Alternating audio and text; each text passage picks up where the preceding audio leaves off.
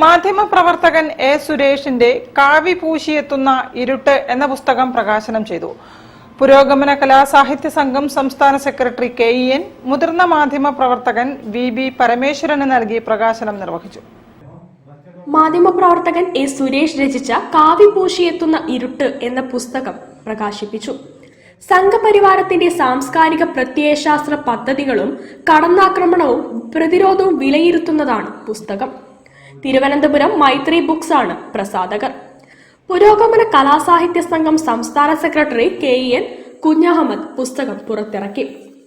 സുരേഷിന്റെ ഈ പുസ്തകം എന്ന അർത്ഥത്തിലല്ല നമ്മൾ കാണേണ്ടത്, മറിച്ച് ഫാസിസത്തിനെതിരെയുള്ള പ്രതിരോധത്തിന്റെ ഫാസിസ്റ്റ് കോട്ടകൾ കടന്നാക്രമിക്കാനുള്ള വളരെ കരുത്തുള്ള മൂർച്ചയുള്ള ഒരു ആയുധം എന്ന നിലയിൽ തന്നെയാണ് സുരേഷിന്റെ ചെറുതെങ്കിലും വലിയ ഈ പുസ്തകത്തെ കാണേണ്ടത്. കാരണം ഇന്ത്യൻ നവഭാഷ എപ്രകാരമാണ് നിങ്ങളുടെ എന്റെയൊക്കെ ജീവിതത്തെ ആട്ടപടലം അട്ടിമറിച്ചുകൊണ്ടിരിക്കുന്നത് എന്ന് കൃത്യം അടയാളപ്പെടുത്തിയിട്ടുള്ള മലയാളത്തിലെ ശ്രദ്ധേയമായ ഫാസിസ്റ്റ് വിരുദ്ധ സാഹിത്യത്തിലെ ഒരു കൃതിയാണ്.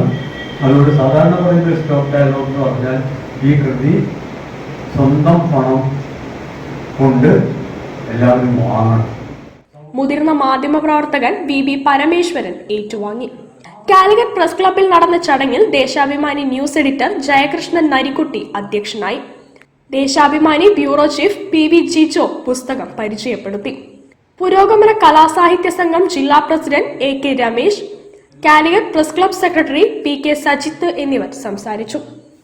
എ സുരേഷ് മറുപടി പറഞ്ഞു. MR ലേഖാരാജ് സ്വാഗതവും ആനന്ദ് ശിവൻ നന്ദിയും പറഞ്ഞു. News bureau, Kozhikode. വയനാട് പനമരത്തെ 5 അനാഥ കുട്ടികൾക്ക് വീട് നിർമ്മിച്ചു നൽകാൻ